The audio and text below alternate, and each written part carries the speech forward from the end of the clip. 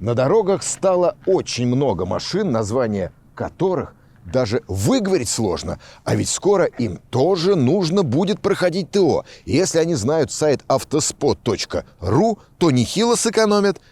А если нет, то нет. Автоспот — это сайт, на котором собраны все предложения от официальных дилеров и проверенных сервисов. Тут вы сразу можете посмотреть, какая стоимость будет на ваше плановое ТО. Нужно лишь выбрать марку, модель, а дальше появится карта с ценами. Выбираем лучшее предложение, и чтобы зафиксировать за собой эту скидку, оставляйте заявку в 2 клика. Ресурс абсолютно бесплатный, поэтому экономьте. А чтобы скидки всегда были под рукой, скачивайте мобильное приложение «Автоспот». Ссылку я оставил в описании. Вот вы все причитаете. Китайские кроссоверы однообразны, похожи друг на друга, техника у них одинаковая и много чего еще. Сегодня я вам расскажу про автомобиль, который стоит особняком среди себе подобных. ROX 01. Дебют на нашем рынке состоялся в прошедшем феврале. И я не изменяю себе, рассказывая вам о самых горячих новинках. Оценить это, что ли, лайком за труд.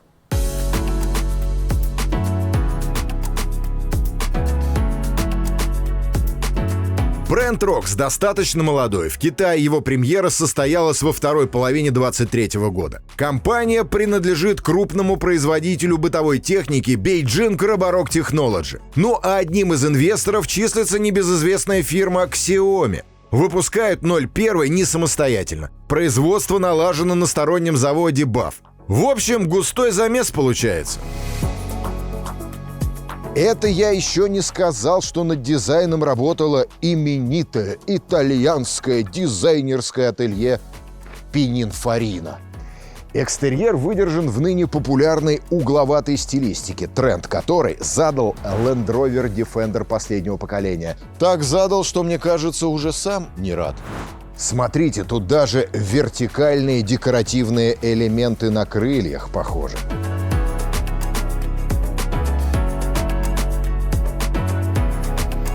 Форма оптики, однако, совсем другая. Угловатая, ветвистая, в духе современных трендов. Но все же главное отличие от Дефа куда более крупные габариты. Длина кузова 01 переваливает за 5 метров. Это если не принимать во внимание закрепленную на задней двери запаску. С ней длина составляет 5,3 метра. А это уже размеры бегемота вроде Infiniti QX80 и Cadillac Escalade.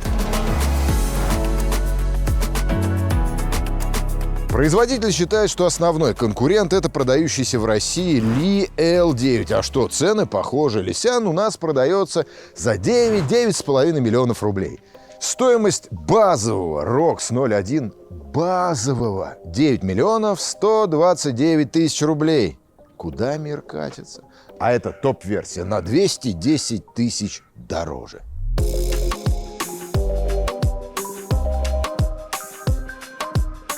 При этом все без исключения Лисян — это серые поставки, без русификации и гарантийной поддержки завода-изготовителя. А еще у Ли требуется авторизация. Причем для создания мастер-аккаунта необходима китайская сим-карта. С ROX никаких танцев с бубном не требуется. У него и русификация есть, и гарантия предоставляется, причем весьма привлекательная — 5 лет или 150 тысяч километров пробега. А он тяжелый, этот ROX, то есть ROX. Снаряженная масса превышает 2,5 тонны. Это при том, что двери, крылья и капот в нем сделаны из алюминия. А если заглянуть под днище, то можно увидеть, что из крылатого металла изготовлены элементы шасси и подрамник. Кузов у 01 несущий, что вполне оправдано. С рамой масса автомобиля приблизилась бы к 3 тоннам. При таких габаритах 3 ряда сидений в салоне не удивляют.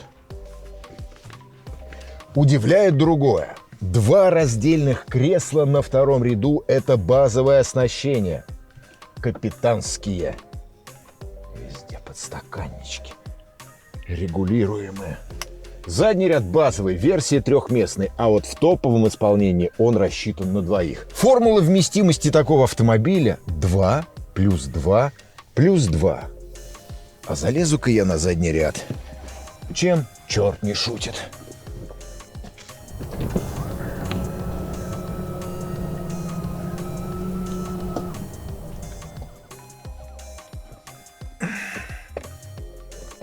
USB-разъемчики, подстаканнички. Ну и панорамная крыша сюда дотягивается. Ну, если честно, крупному персонажу делать здесь нечего. Ну а для детишек в самый раз есть, и слава богу. Кресла второго ряда королевские. Широкие подлокотники с обеих сторон. Электрорегулировки, обогрев, вентиляция и даже функция массажа. Ни один седан бизнес-класса не предоставит такого сервиса. Я уже не говорю о просторе. Можно вальяжно раскинуться, наслаждаясь видом из окна. Или, например, воспользоваться возможностями мультимедиа-комплекса с выдвигающимся из потолка монитором.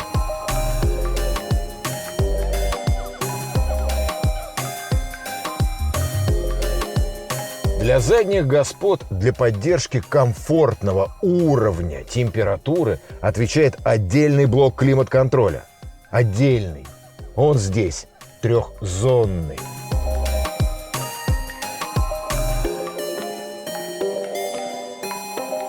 Подогрев, вентиляция, массаж разноуровневый. А это что такое?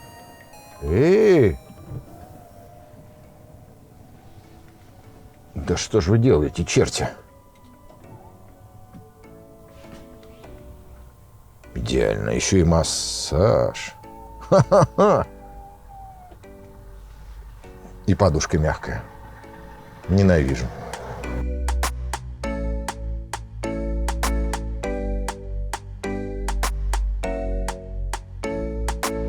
Из-за запаски дверь багажника неподъемная, ну, в смысле, не поднимается вверх, а распашная. И еще здесь есть доводчик.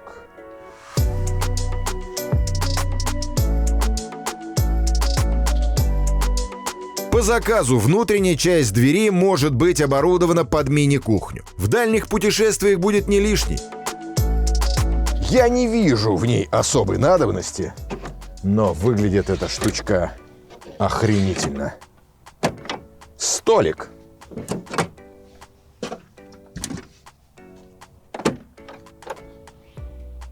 А здесь можно все расставить и что-то готовить. Бак для воды, контейнер с мисочками и сковородочками.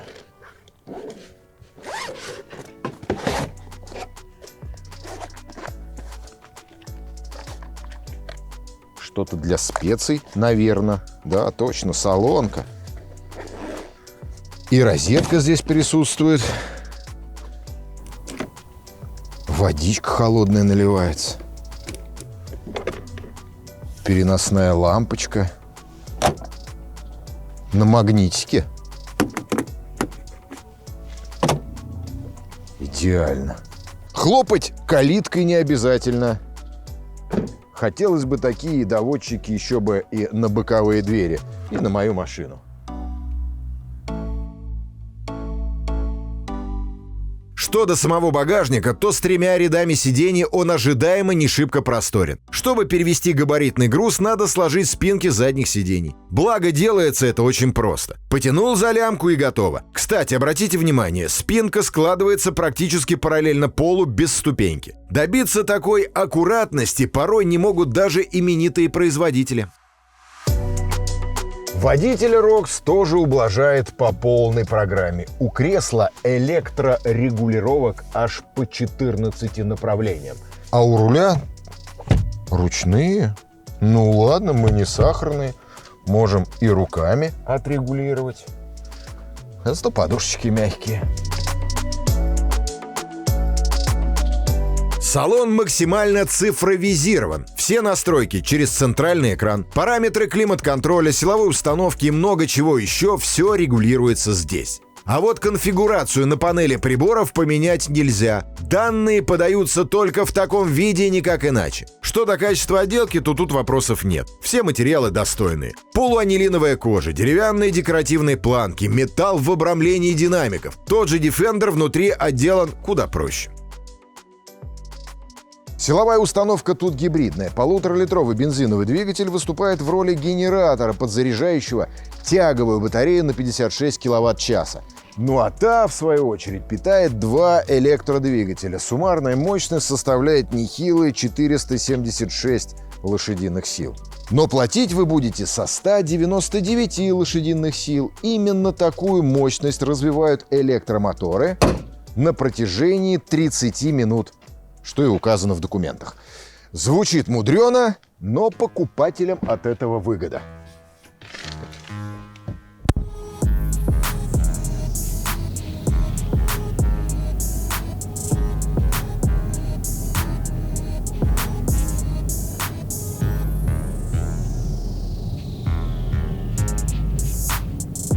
Пять и 5 секунд до сотни в кромешной тишине без рывков. Я еще не понял, нравится мне это или нет, но это очень по-современному.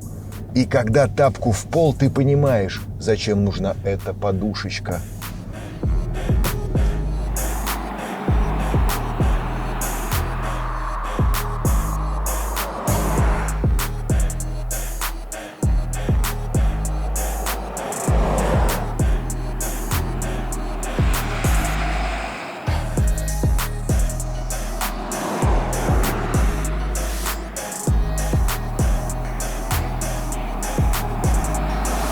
По заявлению производителя, запас хода у 01 достигает 1362 километров. При этом на одной только электротяге можно проехать 282 километра. Но тут, как обычно, сделаем поправку в сторону понижения. В реальности все машины проезжают процентов на 15 меньше заявленного. А уж если не стесняться с педалью акселератора, то и на все 30.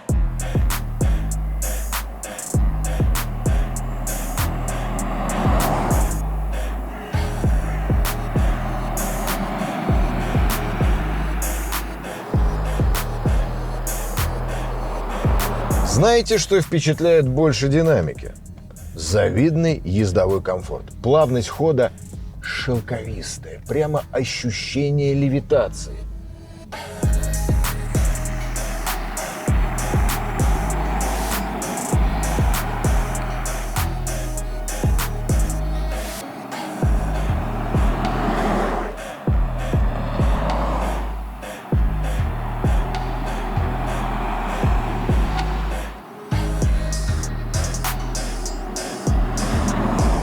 Можно подумать, что в шасси пневмостойки использованы, но нет, обошлись амортизаторами. Однако они не обычные, а адаптивные. Их настройки можно менять в меню центрального экрана. Равно как и производительность электроусилителя руля. Пара кликов, и автомобиль кардинально меняет ездовой характер. Можно выбирать спортивные настройки по кругу и удивляться, как ловко этот здоровяк будет откликаться на руль.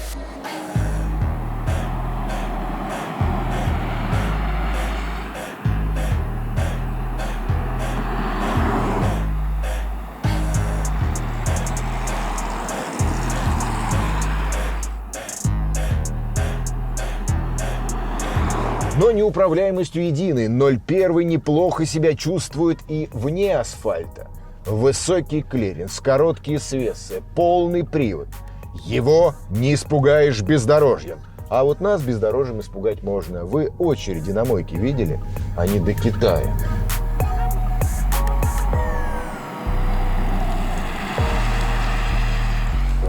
В меню даже есть специальная вкладка, где можно менять ездовые настройки под конкретный тип бездорожья. Где-то электроника будет стремиться поддушивать машину, а где-то дает волю поскользить боком. 01 не боится водных преград, способен форсировать брод глубиной до 700 мм. Поверим на слово. Упс, опять перепутал. Все функции перекинуты на левый подрулевой переключатель, в том числе и дворники. А справа это блок управления адаптивным круиз-контролем, который я постоянно и дергаю. Не могу привыкнуть.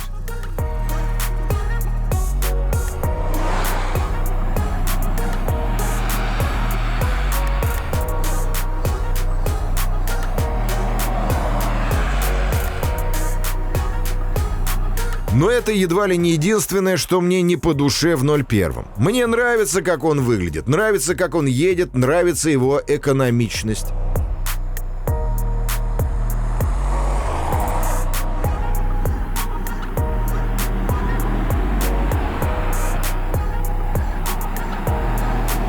Вот теперь думаю, не продлить ли мне тест-драйв. Отведенных пару дней явно не хватает. Вот еще бы недельку. Хотя нет, к хорошему привыкаешь быстро. А я реалист.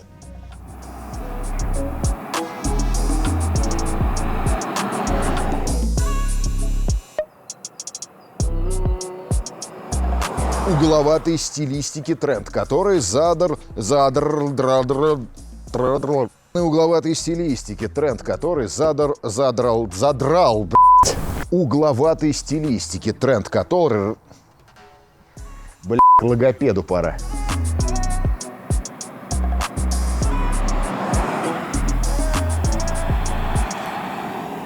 При таких... Здравствуйте. При таких габаритах идеально.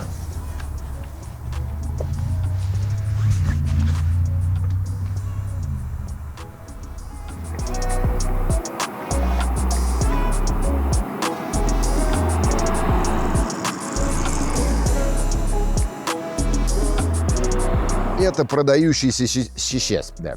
Это популярный и продающийся у нас ни себе рак, блядь.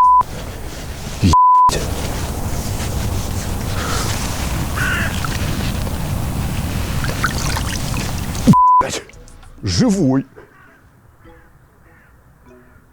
Зацени. Кайф. Надо спасти его. Пивные же алкаши придут. Было. Так, продолжим.